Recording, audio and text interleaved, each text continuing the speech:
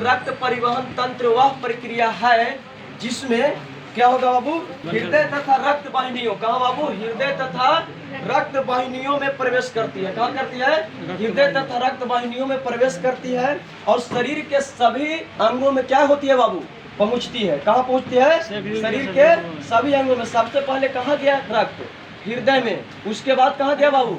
वाहिनियों में गया। उसके बाद पूरा शरीर के अंदर क्या हो गया बाबू, प्रवेश कर गया।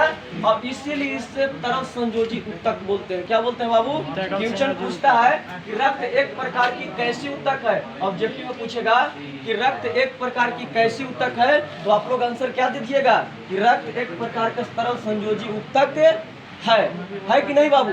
अब हम लोग पढ़ेंगे यहाँ से कि रक्त परिवहन तंत्र कितने प्रकार के होते हैं। क्या पढ़ेंगे बाबू? रक्त परिवहन तंत्र कितने प्रकार के होते हैं। लिखिए चला, रक्त कितने प्रकार के होते हैं। कितने प्रकार के? दो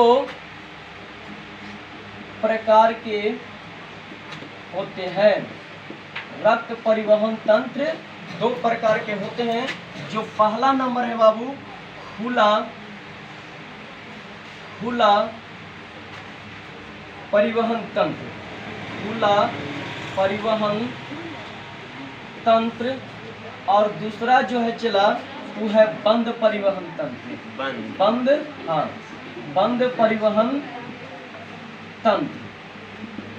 चलिए, बंद परिवहन तंत्र। रक्त परिवहन तंत्र जो होते हैं चला वो कितने प्रकार के होते हैं? तो रक्त परिवहन तंत्र जो होते हैं वो कितने प्रकार के होते हैं बाबू? दो प्रकार के होते हैं। कितने? पहला क्या है? खुला रक्त परिवहन तंत्र और दूसरा का क्या है बाबू? बंद रक्त परिवहन। कुछ ऐसे जीव होते हैं जिसमें रक्त परिवहन तंत्र होते हैं जो पूर्ण रूप से क्या होते हैं बाबू? खुले हुए रहते हैं। क्या रहते हैं? खुले रहते हैं। और कुछ ऐसे जीव हैं जिसमें रक्त परिवहन तंत्र क्या रहता है बाबू? बंद रहता है। जैसे जंतु हो गया, जंतु हो गए। जंतु में जैसे हम लोग हो गए, मानव हो गया, अनेक प्रकार के जानवरें हो गए हैं। उस सब में क्या होता है बाबू? बंद रक्त परिवहन तंत्र होता है। हम लोग के रक्त जो होता है वो हमेशा शरीर से बाहर रहता है। ऐसा हम लोग के शरीर से बाहर होते रहता है चला? नहीं होते रहता है। हम लोग के रक्त कहीं न कहीं पे क्या होती है बाबू? बंद रहती है। लेकिन कुछ ऐसे जीव हैं जिसमें खुला रक्त परिवहन तंत्र पाया जाता है। जैसे इसका लाल टाइप का रहता है, छोटा जीव है, देख लीजिए।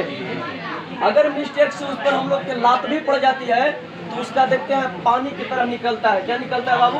पानी की तरह निकलता है। खुला रक्त परिवहन तंत्र जो होता है बाबू वो कीड़े मकोड़े में होते हैं। किस में होते हैं? कीड़े मकोड़े में। कीड़े मकोड़े के आप लोग कभी मारे हैं? तेलचट्टा एक प्रकार के छोटा जीव है। क्या है बाबू? छोटा जीव है। ये लाल रंग की होती है, देखे ना है। और जो आप लोग देखे ना, जो कि परपोषी जीव है। कैसा जीव है बाबू? परपोषी जीव है। किसी दूसरे जीव में चिपक जाता है, अपना भोजन क्या कर लेता है बाबू? प्राप्त कर लेता है। और कीट नहीं देखे हैं? जो कीट पतंग होते हैं, जो छोटे छोटे होते हैं, क्या होते हैं? कीड़े मकोड़े होते हैं। ये सब के ध्यान दीजिएगा। मिस्टेक से अगर हम लोग इस पर लात भी पड़ जाता है तो इन लोग की मृत्यु तक हो जाती है। लेकिन इन लोग से ब्लड बाहर नहीं आता है। आता है जी? आता भी है तो लगता है कि पानी बाहर आ रहा है। क्या आ रहा है बाबू? पानी बाहर आ रहा है। यानी उसमें रक्त क्या बाबू? नहीं पाया जाता है। और उसमें कैसा रक्त है बाबू? खुला रक्त परिवहन है। ध्यान दीजिए, उसमें कैसा रक्त है बाबू? खुला रक्त परिवहन है। इसीलिए इसी को क्या बोलते हैं बाबू? खुला रक्त परिवहन तंत्र। ध्यान दीजिए, क्वेश्चन आप लोग से पूछेगा कि खुला रक्त परिवहन तंत्र निम्न में से किसमें पाया जाता है। आप लोग को दे देगा, ध्यान दीजिए, मनुष्य, हाथी और दे देगा कीट कि इनमें से कोई नहीं। तो आंसर क्या मारिएगा आप लोग? कीट मार लीजिएगा। क्या मार लीजिएगा? कीट। अगर जो बच्चा 30 में 30 ला दिए, हम गारंटी करते हैं कि वही लड़का जो है 400 से प्लस पार कर देगा। होते हैं जिनमें रक्त शरीर से बाहर नहीं आते हैं। वो कहाँ रहते हैं बाबू? चाहे तो धमनी में रहेंगे, चाहे तो कहाँ रहेंगे? शिरा में रहेंगे। तो सबसे पहले जो रक्त होती है वो कहाँ पहुँचती है बाबू? हृदय में। हृदय में रक्त को क्या होता है बाबू? ऑक्सीकृत होता है। और ऑक्सीकृत होकर के कहाँ पहुँचती है बाबू? शरीर में। उसके बाद ऑक्सीकृत होने के बाद सीधा रक्त कहाँ पहुँचती है? धमनी में। कहाँ पहुँचती है? धमनी में। और धमनी जो होता है वहाँ पे जो कुछ अशुद्ध जो रक्त होता है उसको बाहर कर देते हैं और शुद्ध रक्त को कहाँ भेज देते हैं? धमनी नलिकाएं में, और धमनी नलिकाएं वो कहाँ भेज देती है? कोशिका में। हम लोग के जो शरीर जो बना हुआ है एक प्रकार की कोशिका के बना हुआ है। किसके बना हुआ है बाबू? कोशिका के। अब जो मनुष्य का जो शरीर है वह बताओ चला एक कोशिकीय है कि बहुकोशिकीय है? बहुकोशिकीय है। कैसा है बाबू? बहुकोशिकीय है। तो प्रत्येक जीवों में रक्त के पहुंचना जरूरी है कि नहीं? ध्यान दीजिए, कभी कभी क्या होती है कि हम लोग के हृदय तो रक्त छोड़ती है, लेकिन हृदय में क्या होता है? रक्त में ऑक्सीकृत नहीं होता है। अगर जिस दिन ऑक्सीकृत बंद हो जाएगा होना, उस दिन एक भयानक बीमारी हो जाएगा, पैरालिसिस। क्या हो जाएगा जी? पैरालिसिस। नहीं सुनते हैं कि लकवा मार दिया? तो जिनका लकवा मारा तो समझिए कि उनका रक्त में क्या होना चाहिए था? ऑक्सीकृत होना चाहिए था। वो रक्त ऑक्सीकृत नहीं हुआ और सीधे कहाँ पहुंच गया बाबू?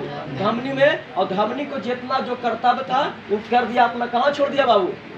ध्वनि नलिकाएं में, और फिर कहाँ चले गया? कोशिका में। अब बताइए कि हम लोग के जीवित रहते हैं किसके कारण? जब ऑक्सीजन गैस लेते हैं उसी के कारण। अगर हम लोग का ऑक्सीजन गैस अगर बंद कर दिया जाए 10 मिनट के लिए तो हम लोग की क्या हो जाएगी जी? मृत्यु हो जाएगी। उसी तरह से रक्त में ऑक्सीजन नहीं पहुंचता है तो पूरा अंग को क्या कर देता है बाबू? मार देती है। ब्लड क्या हो जाती है? खराब हो जाती है। और हम लोग एक अंग से क्या हो जाते हैं जी? अपंग हो जाते हैं। बात को समझ गए?